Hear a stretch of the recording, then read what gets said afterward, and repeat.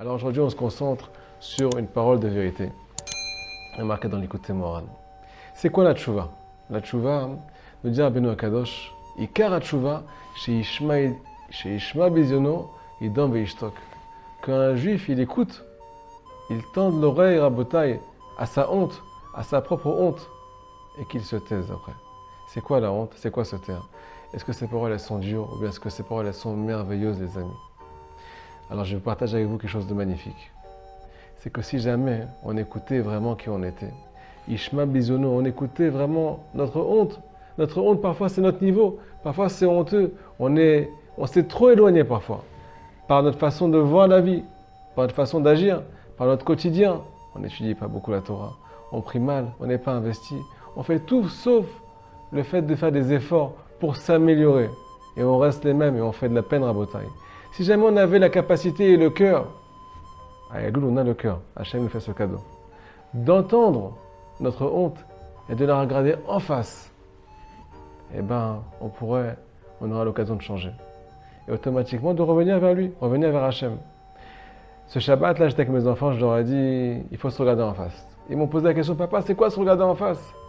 Je leur ai dit tout simplement, imaginez-vous, vous regardez devant le miroir, et là, d'un coup, vous voyez qu'il y a un gros bouton sur votre front. Un gros bouton sur votre visage. Si tu t'es pas regardé devant le miroir, si on ne s'était pas regardé devant le miroir, on n'aurait pas vu ce bouton. Il y aurait que les autres qui étaient autour de nous qui auraient vu ce défaut-là. Eh bien, c'est pareil. Nous dit le Baal Shem Tov Akadosh. La personne, elle ne voit pas ses défauts. Elle ne sent pas ses défauts. Tant qu'elle n'est pas devant le miroir. Le miroir, c'est Elul. Le miroir, c'est la vérité. C'est entendre sa honte, entendre quel est notre vrai niveau. Et surtout, comme le dit Rabbeinu Akadosh dans l'Ikouté Moharan, se taire. Ne pas essayer de se justifier. Pourquoi j'ai fait ça? Il y en a plein qui disent, cet exemple il est ramené dans les commentateurs du Ikouté Moharan, quand on fait le vidouille, on vient faire les supplications à la synagogue. Hacham nous bagan nous gazal nous, on a volé, on a fait du lachonara, on a fait du niouf, on a eu des tentations interdites, on a peut-être fait de la peine à nos parents, on a bafoué ton nom à Kadosh Baruch Hu. Quand on dit toutes ces paroles-là, on a envie de se justifier. On n'arrive pas à écouter ce qu'on dit. On n'arrive pas à supporter le fait de dire ça sur nous-mêmes. Donc on pense à quelqu'un d'autre parfois. Je parle de mon prochain, je parle de mon voisin, je parle de ma femme, de mon mari. Ça me fait penser à quelqu'un d'autre quand je me repentis.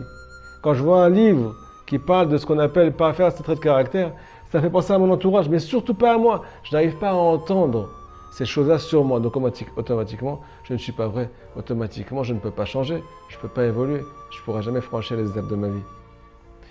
Deuxièmement, on a tendance à se justifier. J'ai fait ça, j'ai fauté, mais ce n'était pas de ma faute. Vous entendez, j'ai fauté, mais ce n'était pas de ma faute. Comment on peut dire une chose pareille? On a le libre arbitre. C'est vrai que parfois c'est plus difficile que d'autres, mais on a le choix après tout. Alors ne pas essayer de se justifier. Et là, qu'est-ce qui se passe? On devient vivant. Nous dit Rabbi Nachman de Breslev quelque chose de magnifique, Rabotai. Quelqu'un qui ne fait pas de tchouva, alors il n'est pas vivant. Le principe de la vie, c'est celui qui est en déplacement, celui qui revient vers sa source, vers la source de vie, vers Akadosh Baruch Hu. Donc automatiquement, si on n'est pas dans cette lumière qui s'appelle le repentir, c'est-à-dire premièrement commencer par entendre la vérité, se mettre en phase avec soi, se mettre en face de soi, on ne pourra pas vivre une vie de émet, une vie de vérité.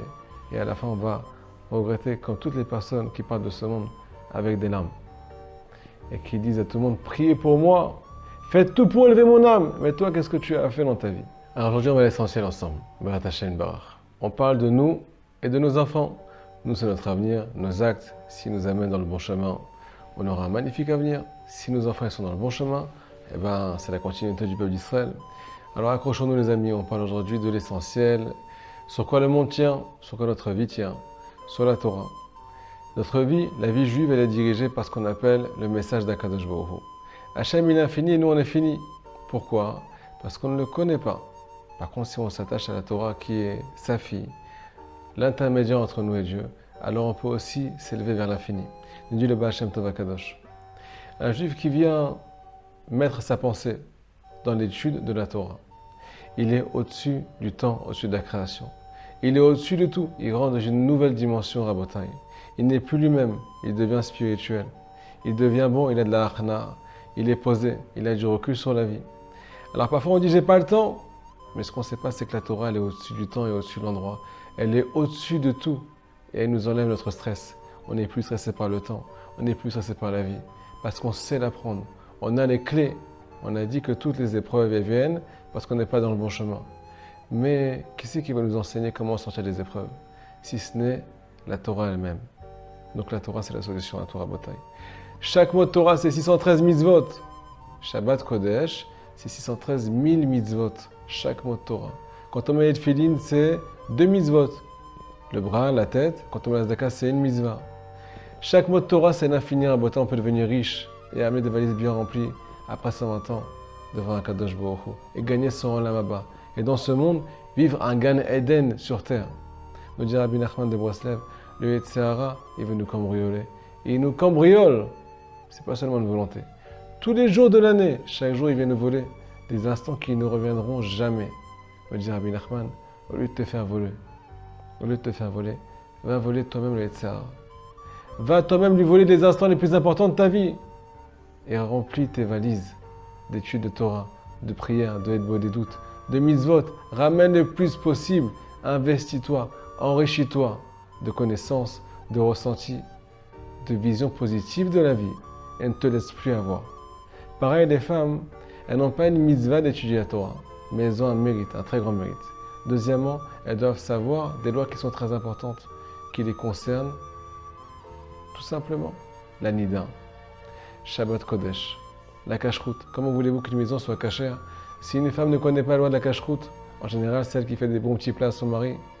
Alors à Bota, il y a plein de choses à savoir qui sont très importantes et qu'on ne peut pas passer à côté. Deuxièmement, elles doivent absolument connaître la valeur de l'étude. Encourager leurs maris et leurs enfants à consacrer du temps à l'étude de la Torah. Pourquoi? Parce que c'est la première question qu'on va nous poser après 120 ans. Deuxièmement, c'est ça votre avenir. Une femme, nous disent nos sages, Isha bona, Isha oreset. Elle peut tout construire et elle peut tout détruire. Pourquoi? Parce qu'en général, elles ont ce qu'elles veulent. Et vous le savez toutes, on le sait tous. Alors, Baruch Hashem, autant que ce soit dans le côté positif. Aujourd'hui, j'ai lu un Rambam extraordinaire, les amis. Un Rambam qui dit par rapport à nos enfants, par rapport à nos descendances, qu'une ville où il n'y a pas un enseignant de Torah pour les enfants d'Israël, on n'a pas trouvé un seul enseignant dans toute la ville. Cette ville-là, elle doit être mise en quarantaine. Elle doit être mise en quarantaine, Rabotai. Pourquoi? Me dit le Rambam. Alors là, Mohamed, le monde, il tient que sur une seule chose. Sur la vapeur, sur la buée, des paroles des enfants d'Israël qui n'est pas concerné par la faute et qui étudie la Torah. Alors parfois, on a la flemme, Rabotai, de prendre du temps avec nos enfants, de les mettre dans les écoles juives, de les mettre dans des Talmudé Torah, dans des yeshivot. Ah, c'est pas pour nous tout ça. Mais Rabotai, le monde, il tient que sur ça. Pendant les vacances, je ne sais pas si vous êtes au courant, alors les étudiants, les yeshivot, elles étaient fermées. Mais qu'est-ce qui s'est passé? Des assonotes, des accidents, du terrorisme, à n'en plus finir, des morts subites, une femme enceinte avec 2 filles qui a été accidentée dans un bus parce que le bus n'arrivait plus à freiner. Des choses qu'on n'aura jamais entendues. Je ne peux pas vous raconter des histoires personnelles. Hachem Ishmor, ce qui s'est passé pendant ces vacances, parce que le monde était sans Torah, était avec beaucoup moins de Torah. À Botaï, notre avenir tient sur nos enfants. Est-ce qu'on a encouragé nos enfants à faire du bien, à prendre du temps pour l'étude? Est-ce qu'on les a mis dans les bons établissements, dans les Talmudé Torah? Oui ou non?